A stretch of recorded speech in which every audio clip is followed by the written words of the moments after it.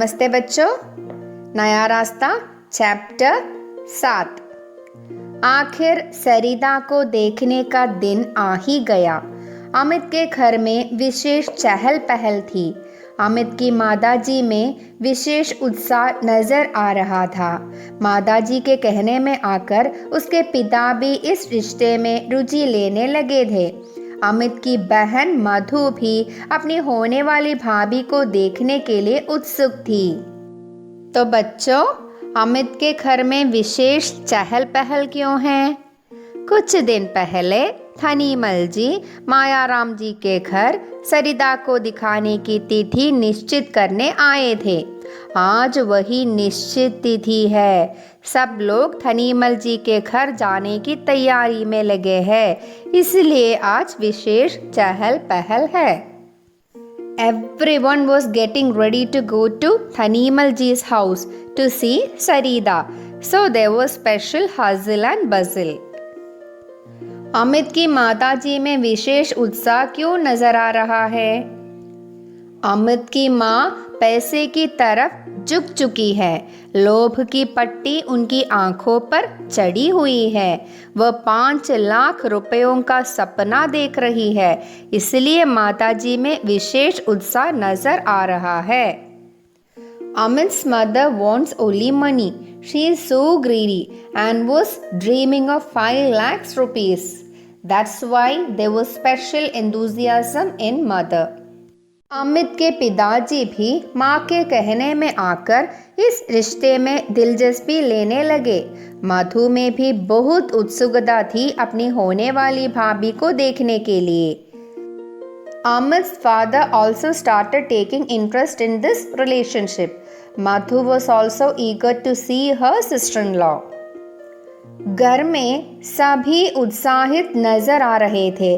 सिर्फ अमित ही ऐसा था जिसके चेहरे पर उदासी थी।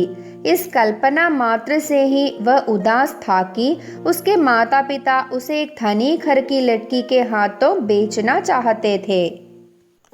तो बच्चों, अमित की मनोदशा कैसी थी? अमित के अतिरिक्त घर में सभी उत्साहित नजर आ रहे थे, लेकिन अमित बहुत उदास था। यह सोचते ही वह उदास हो जाता है कि उसके माता पिता उसे एक धनी घर की लड़की के हाथों बेचना चाहते हैं। दुखी मन से वह सरिता को देखने जाता है। Apart Amit, everyone in the house looked excited. Amit was very depressed. He thought that his parents want to sell him to a rich family. घर के सभी सदस्य नए नए वस्त्र पहनकर तैयार हो चुके थे कि तभी बाहर से कार के हॉर्न की आवाज हुई। थनीमल जी का ड्राइवर उन सबको लिवाने के लिए कार लेकर आया था। मायाराम जी, उनकी पत्नी अमित व उसकी बहन मधु सभी उस कार में बैठकर चल दिए। थनीमल जी की कोठी के बाहर कार रुकी। ड्राइवर ने उतरकर कार का दरवाजा खोला।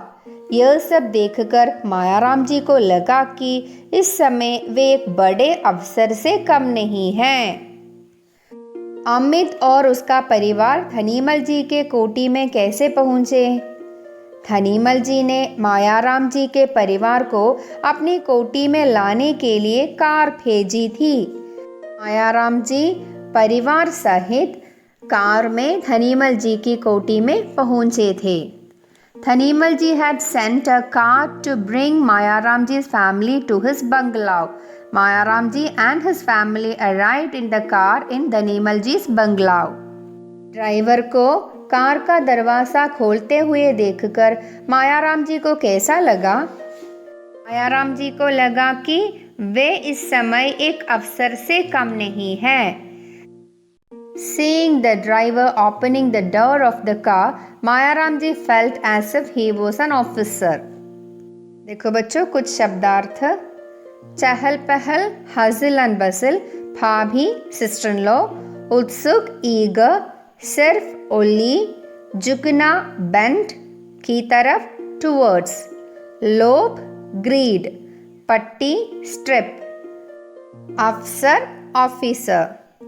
कोठी का दरवाज़ा खुलते ही जैसे ही उन सब ने अंदर प्रवेश किया, उन्हें लगा मानो स्वर्ग में आ गए हो। कोठी के बाहर लॉन में घास मखमल के समान बिछी थी। लॉन में बेंद की सुंदर रंग बिरंगे कुर्सियां पड़ी थी। रंग बिरंगे फूलों के गमले कोठी की शोभा में चार चांद लगा रहे थे। तभी उनके ड्राइवर रूम का दरवाज़ा खुला। थनीमल जी बाहर आए। उन सबका विशेष स्वागत किया गया। घर के सभी नौकर काकी वर्दी में थे। अनेक प्रकार के मिष्टान्न, फल व मेवा उनके सामने रखे गए, परंतु सभी को उत्सुकता थी सरिता को देखने की। तभी मायाराम जी ने सरिता को बुलाने के लिए कहा। कोठी का दरवाज़ा खुलते ही मायाराम जी और उनके परिवार को कैसा लगा और क्यों? कोठी में प्रवेश करते ही उन्हें लगा कि वे लोग स्वर्ग में आ गए हो। कोठी के बाहर उन्होंने क्या देखा? कोठी के बाहर लॉन में घास मखमल के समान बिछी थी और बेंद की सुंदर रंग बिरंगी कुर्सियां पड़ी थी। रंग बिरंगे फूलों के गमले कोठी की शोभा बढ़ा रहे थे। Entering the bungalow, they felt that they had reached the heaven. Outside the bungalow in the lawn, grass was laid like velvet, and there were beautiful colorful chairs of cane. Colorful flower pots added to the beauty of the bungalow. देखो बच्चों, चार चांद लगाना मतलब शोभा बढ़ाना, means to glorify something. That is a proverb. गमला flower pot, मखमल velvet, बेंत cane, वर्दी यूनिफॉर्म। नौकर कैसे दिख रहे थे? सभी नौकर काकी वर्दी में थे। All the servants were in khaki uniform. Many types of sweets, fruits and nuts were placed in front of them. But all were eager to see Sarita. सरिता को कमरे में बुलाया गया। उसके साथ उसकी चाची भी आई। सरिता के चेहरे को देखते ही अमित के पैर तले धरती खिसक गई। कितनी प्रशंसा की जा रही थी सरिता की। नाक नक्श में सिर्फ उसकी आंखें ही बड़ी थी। रंग तो मीनू के सामने कहीं ज्यादा गिरा हुआ था। सरिता के साथ कौन आई थी? उसकी चाची। सरिता को देखकर अमित की क्या प्रतिक्रिया थी? सरिता को देखकर अमित के पैर तले धरती खिसक गई। सरिता was accompanied by her aunt. Seeing Sarita, Amit became stunned. सरिता कैसी दिख रही थी? नाक नक्श में सरिता की आंखें ही सुंदर लग रही थी। रंग तो मीनू के सामने कहीं ज्यादा गिरा हुआ था। To talk about Sarita's features, Amit felt that her eyes were big. Compared to Meenu, her complexion was not as fair as Meenu. सरिता को अमित की माँ के पास वाली कुर्सी पर बैठाया गया। माँ सरिता से खुल मिलकर बातें करने लगी। उन्हें उसके उस रूप में ही सुंदरता नजर आ रही थी। अमित व उसकी बहन मधु चुपचाप बैठे रहे। माँ को हंसते देखकर उसके दिल में तूफान उठ रहा था। क्या रूप नजर आ रहा है माँ को इसमें। क्या सरिता मीनू से ज्यादा सुंदर लगी माँ को, या उसके पैसे के कारण सुंदरता बढ़ गई है? ऐसे अनेक प्रश्न अमित के दिमाग में घूमने लगे। सरिता को देखकर माँ की प्रतिक्रिया क्या थी? माँ सरिता से खुल मिलकर बातें कर रही थी। सरिता के रूप में उसे सुंदरता नजर आ रही थी। अमित और मधु के मन में तूफान क्यों उड़ रहा था? माँ को सरिता से बातें करते समय हंसते हुए देखकर, है ना? तब अमित ने क्या सोचा? अमित ने सोचा कि माँ को सरिता मीनू से भी सुंदर इसलिए लगी क्योंकि उसके पास ज्यादा पैसा है। Mother was talking freely to Sarita. Mother saw beauty in Sarita. Seeing the mother laughing while talking to Sarita, a storm arose in Amit's and Madhu's mind. Amit thought that mother felt Sarita more beautiful than Meenu because she has more money than Meenu.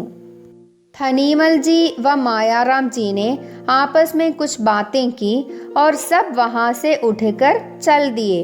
Amit व सरिता को एकांत में बातें करने का अवसर दिया गया। अमित ने सरिता से कुछ प्रश्न किए। अमित ने पूछा, आपकी किस चीज़ में रुचि है? सरिता ने तपाक से जवाब दिया, जी मुझे पेंटिंग व कार ड्राइविंग में विशेष रुचि है। इसके अलावा आप घर के काम तो कर ही लेती होगी। अमित ने पूछा, मुझे घर के काम नहीं आते। घर में 4 नौकर है, काम करने की कोई ज़रूरत ही नहीं पड़ती है। वैसे मुझे घर के काम में विशेष रुचि नहीं है, सरिता ने निसंकोच होकर जवाब दिया। शादी के बाद यदि काम करना पड़ा तो आप किस प्रकार करेगी? सरिता तपाक से बोली, पिताजी शादी के बाद मेरे साथ एक नौकर भेज देंगे, वही काम करेगा। उसका यह जवाब सुनकर अमित भौंचक्का रह गया। कुछ समय बाद उसने फिर प्रश्न किया, तुम्हारी एजुकेशन क्या है? सरिता ने उत्तर दिया, मैंने 2nd डिवीजन से BA पास किया है। अमित व सरिता में क्या क्या बातें हो रही थी? अमित ने सरिता से उसकी रुचि के बारे में पूछा तो सरिता ने बताया कि उसकी रुचि कार ड्राइविंग और पेंटिंग में है। घर के कामकाज के बारे में सरिता का उत्तर था कि मुझे घर के काम नहीं आते हैं। घर में 4 नौकर है, काम करने की कोई ज़रूरत ही नहीं पड़ती है। वैसे मुझे घर के काम में विशेष रुचि नहीं है। तब अमित ने क्या पूछा, यदि शादी के बाद काम करना पड़ा तो किस प्रकार करोगी? सरिता ने उत्तर दिया, पिताजी शादी के बाद उसके साथ एक नौकर भेज देंगे, वही काम करेगा। सरिता की एजुकेशन के बारे में पूछने पर सरिता ने बताया कि उसने BA 2य श्रेणी में पास किया है। When Amit asked Sarita about her hobbies, soon she replied that she is interested in car driving and painting. Sarita's answer to housework was that she does not do household chores. She said that there are many servants in the house, so no need to do any work. By the way, she does not have special interest in housework. Amit asked her if she had to work after marriage, how would she do? Sarita replied, Dad will send a servant with her and he will do the work. Regarding studies, she told that she had passed BA in 2nd class. भौंच का मतलब stunted. अभी उनकी बातें चल ही रही थी कि सभी लोगों ने कमरे में प्रवेश किया। इसके बाद खाने पीने का कार्यक्रम चला।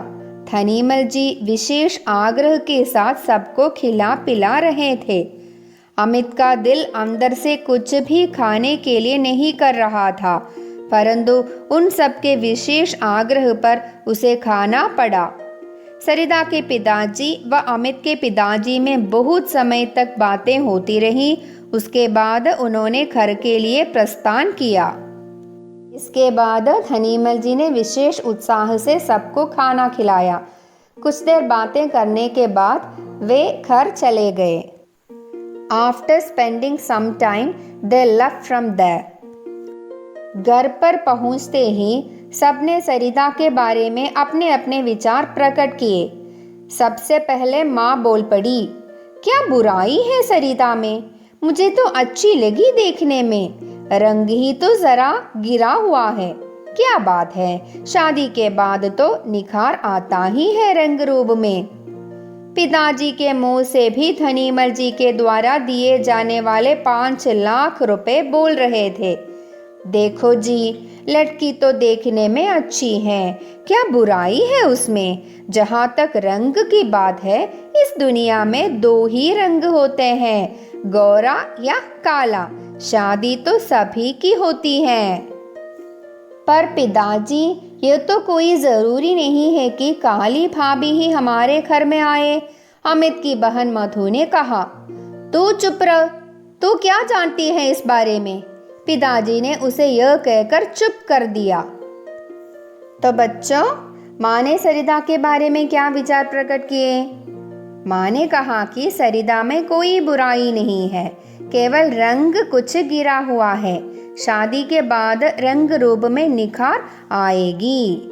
Mother said that there is nothing bad in Sarita, only her complexion is little dark. She also said that after marriage she would appear more beautiful. पिताजी ने क्या कहा सरिता के बारे में। पिताजी भी पैसे की ओर जा चुके थे। उन्होंने कहा, दुनिया में केवल दो रंग ही हैं, एक काला और दूसरा गोरा। सब रंग वाले शादी करते हैं। Father too had liking for money. He said, there are only two complexions in the world, dark and fair. All would get married. ये सब सुनकर मधु ने क्या कहा। मधु ने कहा कि यह जरूरी नहीं है कि काली भाभी ही घर में आए। Madhu told that it is not necessary that a sister-in-law with dark complexion should come to their house. तब पिताजी ने मधु को चुप कराया।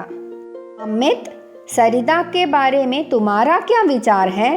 पिताजी ने अमित से पूछा। अमित तो काफी उदास सा नजर आ रहा था। उदासी भरे स्वर से बोला, पिताजी, आप मुझसे क्या पूछ रहे हैं? आपने मेरी शादी धनीमल जी की बेटी से करने की ठान ही ली है, तो कर लीजिए। जहाँ तक मेरी पसंद की बात है, मुझे तो सरिता बिल्कुल भी पसंद नहीं है। तो पिताजी के पूछने पर सरिता से विवाह करने के बारे में अमित ने क्या कहा। अमित ने कहा कि पिताजी उससे क्यों पूछ रहे हैं, जबकि उन्होंने सरिता से ही उसकी शादी करने की ठान ली है और उसने कहा कि उसे सरिता बिल्कुल पसंद नहीं है। Amit asked why his father was asking such questions when he has already decided to get him married to Sarita. And Amit said that he does not like Sarita at all. बेटे के ये शब्द सुनकर मायाराम जी को लगा कि बेटे के साथ जबरदस्ती की जा रही है। एक बार पिता के नाते उनके हृदय में यह भाव उठा कि बेटे की जिंदगी के साथ खिलवाड़ करना उचित नहीं है। अभी इसी भाव में डूबे थे कि दूसरी ओर से उनकी पत्नी ने अपने विचार प्रकट करने शुरू किए। हमारे समय में कौन सा लड़के लड़कियों को दिखाया जाता था, सबकी शादी ऐसे ही हो जाती थी। आजकल लड़कों को लड़कियां क्या दिखाने लगे हैं कि बस हजारों कमियां निकालते हैं लड़कियों में। 1 मिनट का मौन रखने के बाद उन्होंने फिर से बोलना शुरू किया। क्या जमाना आ गया है, आजकल के लड़कों लड़कियों की पूछो मत, बहुत दिमाग खराब हो गए हैं। देखो बच्चों, अमित का उत्तर सुनकर मायाराम जी ने क्या सोचा। मायाराम जी को लगा कि वे अमित के साथ जबरदस्ती की जा रही है। पिता के नाते उन्होंने सोचा कि बेटे की जिंदगी के साथ खिलवाड़ नहीं करना चाहिए। Mayaram ji felt that he is forcefully getting Amit married to Sarita without his interest. As a father, he thought that he should not play with his son's life. Amit की माँ ने तब क्या कहा। माँ ने कहा कि उनके समय में लड़कियों को दिखाया नहीं जाता था, शादी ऐसे ही हो जाती थी। अब लड़कियों को दिखाने लगे तो लड़कियों में कमियां निकालने लगे। माँ ने यह भी कहा कि आजकल के लड़कों लड़कियों का दिमाग खराब हो गया है। Mother told that girls were not shorn in their time. It is now girls are being shorn. It is then that the boys started finding fault in girls. ये सभी व्यंग्य अमित चुपचाप सुनता रहा। पढ़ा लिखा नवयुवक होने के फलस्वरूप भी उसमें इतना साहस न था कि माँ की बात का विरोध कर सकता। माँ के व्यंग्य उसके हृदय में तीर की फांदी चुभ रहे थे, परंतु वह इतना साहस न बटोर पाया कि माँ को कुछ कह सकता। चुपचाप छोटा सा मुंह लेकर वह अपने कमरे में चला गया। ये सब व्यंग्य सुनकर अमित ने क्या किया? पढ़े लिखे नवयुवक होने पर भी अमित में इतनी हिम्मत नहीं थी कि वह अपनी माँ का विरोध कर सके। वह चुपचाप अपने कमरे में चला गया। Even though he is an educated boy, he felt that he was not able to open his mouth in front of his parents, and he could not also oppose his mother. He silently went inside his room. कुछ शब्दार्थ। ठान determination, जबरदस्ती forcefully, व्यंग्य sarcasm. अच्छा बच्चों, अपना ख्याल रखना। धन्यवाद।